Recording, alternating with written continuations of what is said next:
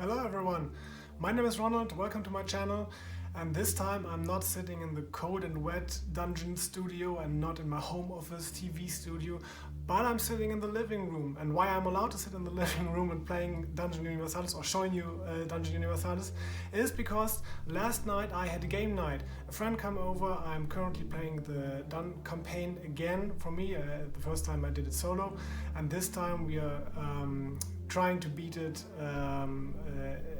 with two players, with two heroes, and everything is still left on the table. We clean it up a bit, but then I decided to let it rest there and make a video. So finally, after some theoretically videos about creating heroes and whatever, this will be not live action of playing the game, but I want to set up the game as if it was a game night once again, and show you the components. How do I organize them? How do I lay out the board and tiles? What's my experience doing this, and what some kind of tools I'm using? And I hope this will be some kind of interesting for you. And then we will see what's going on. I forgot to tell you something. You may have noticed it already. Over there, sitting or ducking at the moment, Linus the cat, who's my player 2 for this day. Let's see if he's joined the game and wipe out everything from the table as usual. But I want to say it's not the player that came over, my friend came over here. I have real friends, not only the cat, really. And this, maybe if you know this is my personal Medal of Honor, created by my wife for almost making 50 videos of Dungeon Universalis. And she ordered a button machine for where you can produce buttons with, and she asked me if I knew a motive to test it, and I said no. Oh, wait. And then I gave her the Dungeon Universalis logo. I'm a simple man. And then she created this absolutely great button, and I think I'm going to start a mass production and sell them for many gold coins. Let's start with a little overview of everything. Everything on this table is required for playing. Oh, this is player 3. Is everything of this stuff is required for playing Dungeon Universalis for me, because I've made some boxes and put the tiles away in some files, and there are miniature boxes. So you don't have to use everything you see here, but this is my favorite setup, and now we have a look in detail. Okay, let's see what stays in the box. Finally, there are all of the standees ordered by numbers, of course. Some are missing, some are in another box because we used them last night. And then that's it. These are all of the cards with sleeves, so they are fitting very perfectly in the storage here. And there are some separators you can download from Board Game Geek. They are not coming with the core box, with the old one at least. There are some dividers, separators, whatever they're called, but there are more very useful, like for the laws of the magic, or for dividing the weapons and ranged weapons and melee weapons, and the class and heroes. I think there are some more. The dark player cards can be separated much better with these. I really can recommend them. We don't use the gold and silver coins. They are plastic stuff, but that's not the point. We just don't use them, as we don't have metal coins or something. We just note everything we find on the at the rooms and the corpses directly on our sheets, and that's it. So there's the dice tray. We don't use this now, but when I'm going to set up everything, I will start with the campaign map, because every game night starts in the campaign map. I will set up this now, and we'll see again in a few moments.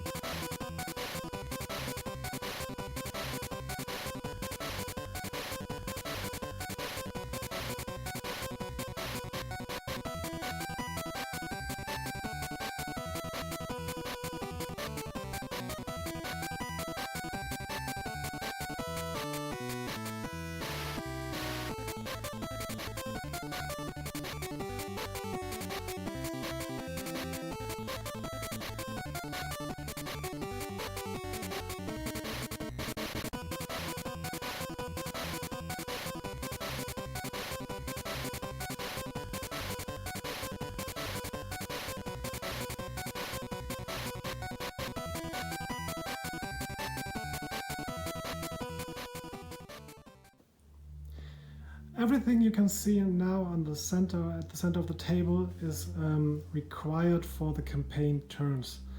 Not everything, but I'll show you in detail. So at first we already have to set up our heroes even if we're not in the dungeon. This is because we have to we have to see what's their condition, how many fortune points and health points they still have. And so each player would restore their heroes from the last save point. There are coming some envelopes, whatever it's pronounced, with Dungeon Universalis, where players can easily store their stuff in. I'll show you this with my friends. Envelope, and that's it. I've already prepared this. We have this great player tablets coming with Dungeon Universalis. You can arrange all your stuff here, the backpack, what have you, what's in the hand, or what armor your hero does have. In the center you can put down the hero sheet. But because I had to play everything of this solo at first, I decided to create a much easier sheet for handling the hero stats. You can download these at Board Game Geeks. They are absolutely not required. We are using these now, and you can add every weapon here with their effective stats. So maybe you have, because you're wearing a leather armor, you have some penalties and agility for this. So you have down the base values, like you have here, down here, and the effective ones that are caused by armor or whatever. Let's see, my elf has a base agility of 4, but because he's wearing a leather armor, he just have an effective value of 3. And so whenever it comes to do a test or to fight or whatever, I just check these, and I don't have to calculate this at the moment and just in time, because I'm very bad at calculating anything. And so this is why we are going to stick this here. We have a second side on this where you can put in the stats for your mercenary if you want to. I don't use this at the moment. I can handle this on my own, but it was very helpful when playing solo with more than one hero. I played it with 3 heroes, and that was a little bit too much for me. So this is my players area. How do you want to organize it? This is absolutely your how in your decision. How do you favor it? My friends organizing it a little bit in another way, but like I told you, you can do whatever you want. It's your game. There's no order how to do it. And this is the campaign sheet, the save sheet of our campaign at the moment. It's not really actual. We are missing the last day's mission we have played. It was an independent quest, so kind of side quest. And you can write everything down here where are the completed quests you have already done. You have some notes, maybe you have done something very cool and you want to you need in the further campaign, and you have to write it down here. This is where I count the campaign turns that I've already made. What's this? I will show you on the map. And where are the dark players' positions of his influence markers on the board. And here you can also see what are your pending missions, because you don't have, like in other games, after quest number 7 follows quest number 8. No, you can collect more quests than you can make in a row. So maybe have 3 or 4 open quests at the same times, and then you can write it down here and see, we can go there or go over there, and that's it. All right, and this is just our position where our hero party is at the moment. You can write down your gold coins here for the whole party if you're sharing it, and you can write down the hero's value points over here. We don't use this anymore because it changes from each session to session. If you're equipping a new potion or hiring a new mercenary, it will change immediately, and that's we don't use it. We just calculate it then when we need it and go all through the cards and stuff. All right, that's it for the heroes area, the players area. Then we have a look at the map. And let's see, we are at where we are at now, team 19. This is up here because we played against the cattle thief trolls as a side quest, and the dark players base is down here, and so each of these influence markers are wandering over the map like the heroes wander over the map turn by turn, and if they ever reach the heroes we have to draw a card. Okay, but I don't want to explain the game, I want to show you how to set up, and this is how we set it up. Everyone can see the map pretty fine, and then we will make our turns on the map. So we go from place to place, visit locations there, like these inn, or when we go to a town or city, we can visit a combat school or a blacksmith or whatever. And then this is a great help for us. Once again, I don't want to praise my own stuff that much, but it really helps. With Dungeon Universalis, you have for each of these services or locations you can visit, you have a card, and this is absolutely great because there's flavor text on it. There are so many options that can happen if you visit a tavern. You can get caught by the guards for making trouble, and then you have to fight against them or whatever. But just one person at the same time can go through these cards, and sometimes you want to see, oh, where can we buy a healing potion at which service, and then you have to go through all the cards and look, can we have here, what are services, what can we acquire here, healing potions, blah, blah, blah, and that's it. So I decided very early, I think it was my first help sheet I made for Dungeon Universalis. It's an overview, you can download at Board Game Geek, over all the services with a small overview with columns where you can see where you can gain XP by chance, where you can, what are the service costs when you go there, where you can buy mana potions. I think that's over here. Determine potion, Heal Diseased, Fortune Points. It's in this column, I'm sorry. Healing herbs you can buy here, you can buy your healing potion, and you just have to go there. There are some awkward emojis I've entered there, but I think it's a great help. With a legend down here. So every player can check this at the same time, and to have a quick overview and to see where we can go there and there, and then when you go there, then you will play, and then you will use the card coming with the game and do what's stated on the card. So this doesn't replace the card, it's just for a better overlook. So these are the services cards, and then I decided to set up one of these wooden trays for cards. That you can stack two other of these on the top, and then you could, but I don't do this for Dungeon Universalis. So I before playing the campaign turns on the map, I put down the events that can happen, the travel events in it from the regions we are in, so I don't have to put a sea cards in here when we are not not at least in the near of a sea. And even if we are we would travel there, then I still could just grab into the box. But it's really easier to draw the card from here. Yeah, all right. We need some dice when we are handling this map, but in the end it's just this. And I think I hope I haven't forgotten anything you need for the campaign turn. Oh, one very important thing is when we are on the campaign turn, I think music is everything. I just always, this is the great Lord and Savior Cthulhu. I put on some great and tavern music for the travel events, playing with the speaker, and this makes it really nice to play.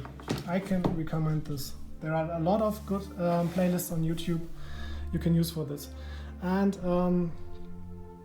yeah, I think that's it for the campaign turns. Then we will do everything. We will do the travel events when we are traveling, of course, and if there's sometimes you have to set up an epic event, or you can set up an epic event if you maybe from a card. Last night we had an ambush in the forest, I guess. Let's see. Nope. All right, you can trust me. We had an ambush card, and we had to decide each player takes up to three damage dice, or we can play the epic event of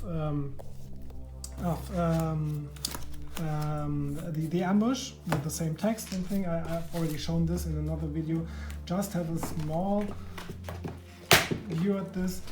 You just, in that case, you decide you want to play it. You open the campaign and quest book and check maybe the bandit attack. I think it was a bandit attack.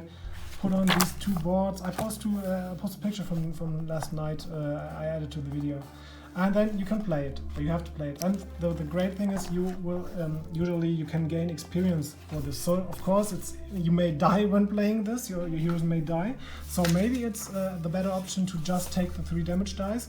But you can always gain something. You can loot the enemies typically, but you will also get experience points, and it may be better if you have a good standing with your heroes, if they're in good conditions, then you can play it out. And that's what happened last night. We had to do this, or we wanted to do this, and then we already knew we want to make the quest over here, fight against it's a side quest against some trolls, and but we had a delay by the travel event. We had to play it. It sounds like a burden, but it wasn't, not at all. We could play, we had the chance to play. This sounds much better. We had the chance to play that epic event and loot some bandits, and then rest in the inn, and then go to the trolls and fight against them. Yeah, I think that's it. And let's have a small cut and then go on further with other stuff.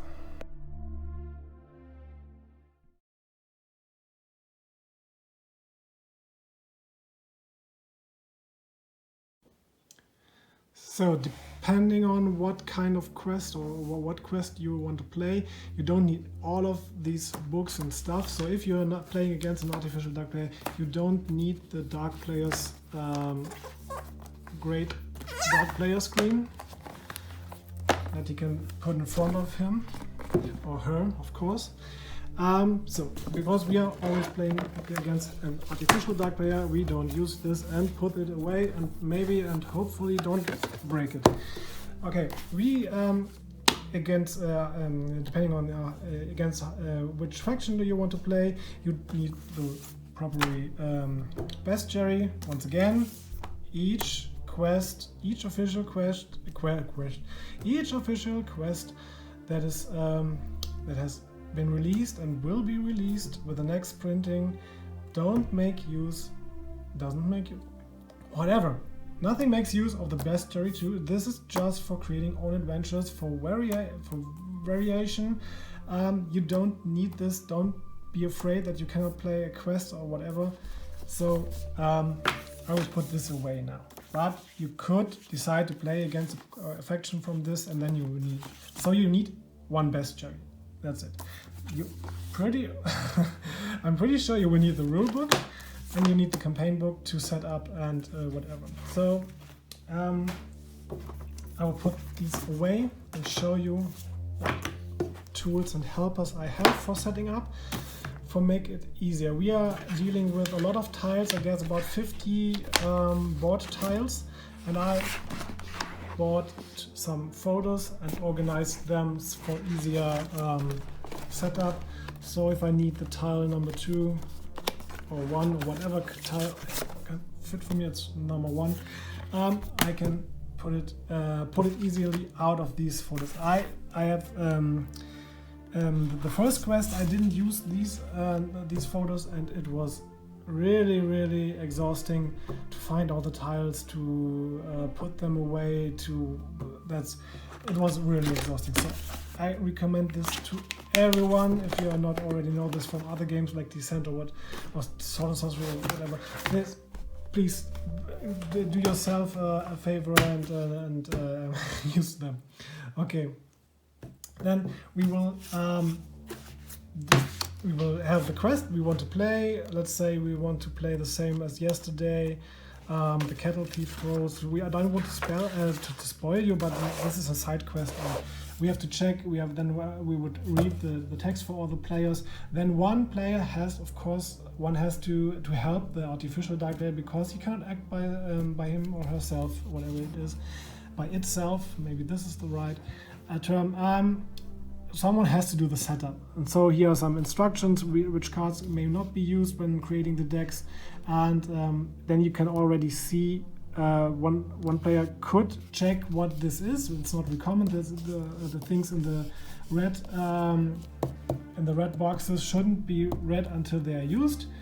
But if you want to, in my case, I already knew this quest because I already played it. Then I already pulled out the cards that are here, and that can save you a lot of time. You don't have to do this on the fly, because there are a lot of cards called special elements and furnitures, which are related but not the same. So furniture is like torture machines and empty and bonfire and sorcery table, all the furniture, surprise, surprise, you can find in the quest.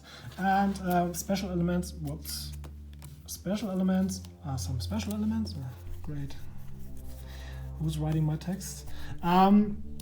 Like worm birds, dead adventure, you get in this adventure, or mushrooms or whatever you can interact with, you have to deal with. Maybe sometimes they make damage, sometimes these elements spawn monsters, sometimes they are only used for one quest, like there's an orc brother or something. I don't find it. Okay. But you can do this, but it's not recommended if you don't know the map. Okay, but then you could save time with this. Down here are the tiles. We always pull them out before the quest, so we don't have to browse through the folders while we are in the quest. And then that's it. Then we always check what are the conditions to win or to fail. The rewards I haven't told my friend beforehand, but I don't think if this is open information. I guess the rulebook says everything in the red boxes shouldn't be shared with the players, so this should be open information. And this should be open information too. I don't know. I think it's this is the difficulty, but we are I'm already explaining the game again. I'm sorry. And now I would prepare to the quest. Don't be afraid, I don't want to play it. But before this, I can show you my boxes I've made. I'm not really satisfied after all the long time. I have to do it. I have to make more boxes, or greater boxes with more of these cells.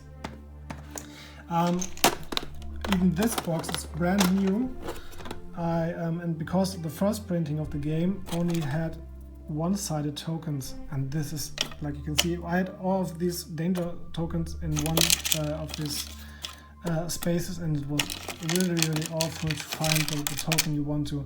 So if you only get the first printing edition, maybe you will have to look out for some proxies from other games, or some stones or gems or whatever.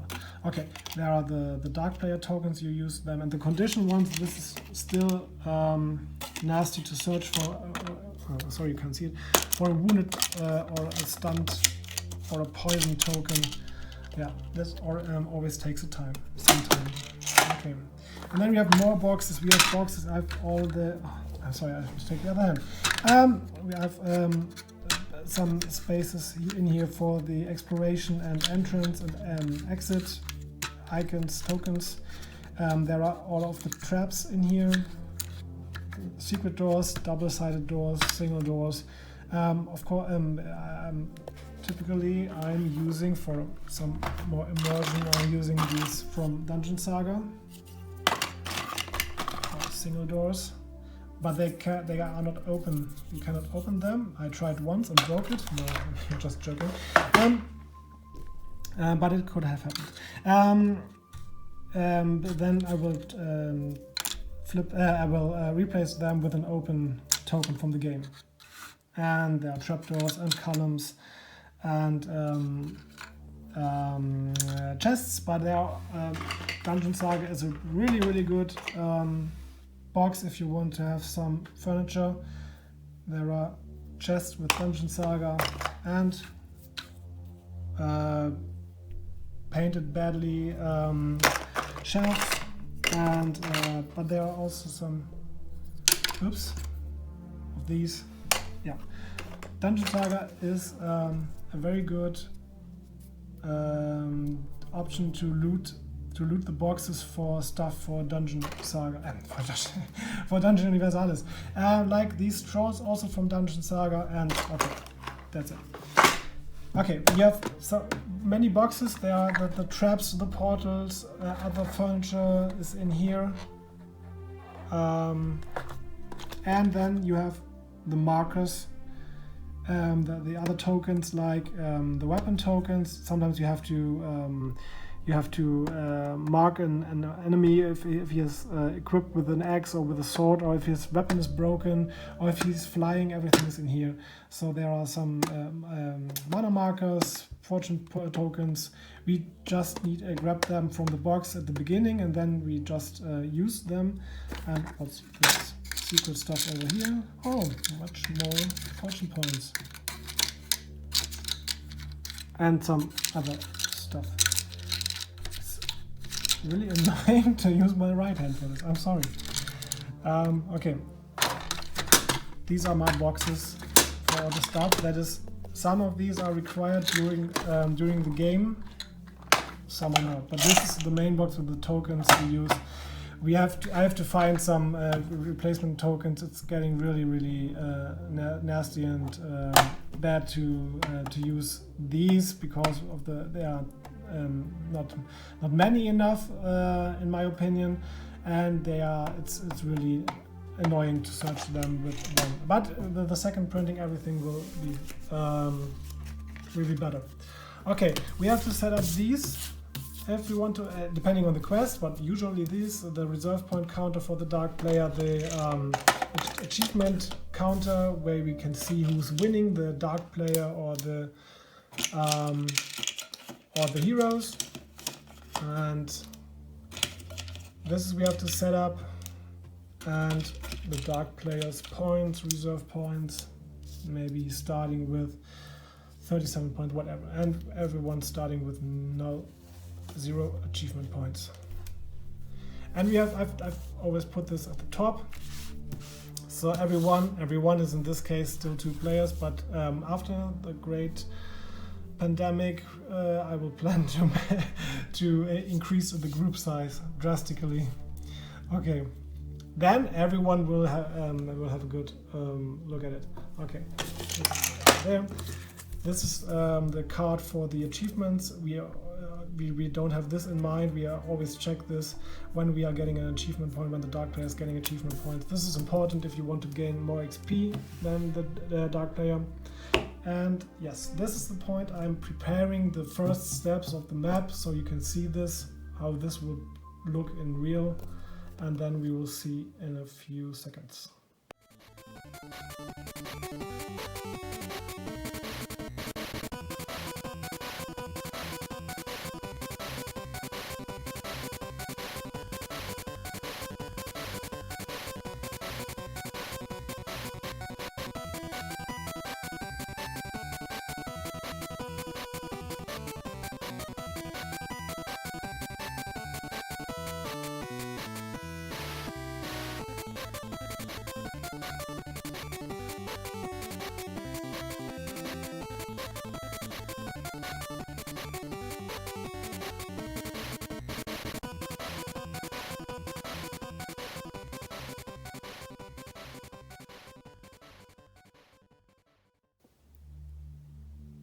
Okay, this is the condition of the table when we are playing Dungeon Universalis.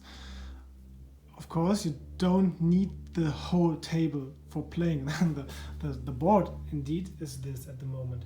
of course it will expand. Maybe if you don't have the space, you can just remove the tiles you have left and just stick with those who are characters on. But this box will be out of the way in the moment. But we have the space and the cat, and we have we use it for comfortable playing. I have to start with a walk over the table, and I don't mean you, Linus. And we will start. We will start over here. I have a smaller sized wooden card holder. And I always put the common objects, the special objects, the armor and weapons into this, because when we are going to put some enemies together, when they are spawning enemies, we will usually take out the weapon cards and the armor cards for them and place them down here. In this quest we have played, there were only trolls, and so it was really easy. We have these cards. This card is not coming with the first edition of Universalis, the first printing. These are fan-made. You can download them at Board Game Geek, and there is a ton just to show you. There are a lot of cards for all the monsters in the Bestiary 1, and you have all the stats on this already for the weapons and for the skills, and an explanation of all the skills on the back. So I can recommend them generally, but they've been made by a single person, and he made an awesome and outstanding job. But sometimes he has made some problems and some failures with the values or something. I went and checked over all the cards I used in the moment I used them in the Bestiary and corrected them, and that's it. But they are still an absolutely great help when you're playing this game, and if you don't want to check everything in the Bestiary. So otherwise you have to always open the book, see we are playing against Blend, have this opened, and checking all of this in here, but they are not the skills are not written in text. You have to check the cards for this, or the rule book. The weapons are not in here, so the weapon stats are not in here, and so the cards are much easier to handle, because you have the perception values they gain from the skills already. They have the penalties counted in when they are. This guy is always wearing a leather armor, so he's just a 2 for his. Not a leather armor, I'm sorry. You will have penalties for something. Oh, it's for the daggers, I guess. Whatever. So these are counted in, and on the back you have the skills explained. Okay, but we started here. We have down all of the monsters. We are laying down here, and sometimes we have to check the Bestiary again. But okay, and then we have our dice tray. Each one of us is using its own dice. We use the black and the white for the tests, so it's easy to so we can use the same dice tray when we have opposed rolls, and yeah, it's very easy. Okay, then we have I have my loot box full of miniatures I used to proxy the miniatures from the game, but they are higher number, and they are pretty. These are the ones, the pictures from the books, the images. Some, or let's say a lot of them, will be reworked for the second printing, and so there's it's not a shame. Of course, it's not a shame. It's pretty cool to use them. They have their number on the back, so you can find them easily in their well sorted box. And I use them. This is as the back side, and this is the front side, because there's no back of this this woman. It's each side is the same, and for every one. Okay, and then we have always a cache of these miniatures standing around, or in a box like this over here, and of course the big miniature box I just showed you, and this is on the side. And we have the counters I've already shown you. We have the tile stack. It's just represented by these 2 tiles for the moment now. We have the damage markers. It's hard to see. And all the other tokens over here. We have the furniture and special element stack. We have, I usually have the Bestiary over here, the quest book. If you're using the companion app, and I highly recommend this if you're playing against an artificial dark player, because you can play almost spoiler free when it comes to the exploration of the rooms. Then you don't need the quest book. You shouldn't need the quest book when playing. Oh, I'm sorry. An earthquake happened here in Germany. Okay, these are the markers we don't need anymore. This is stuff, and we need, this is very important once again, we need some battle music. As always, you can find them on YouTube.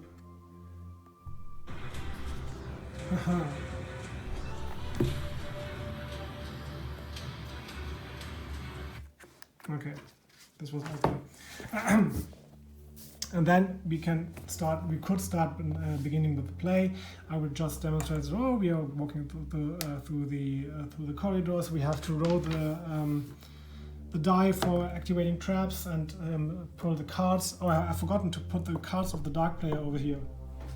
Let's pretend I didn't forget this. And there are 3 piles, 3 decks over here, and we would use them when the die tells us to do so. And then if we go over here and explore a new section, we just grab it from the tile stack we have made beforehand, add it here, and build the map as shown in the book. This is flash forward. I don't roll for any trap now or whatever, and so on and so on. So where we go, where the whole party wants to go, and then you open the door. Then I will replace them, as I told you, with a marker from the box.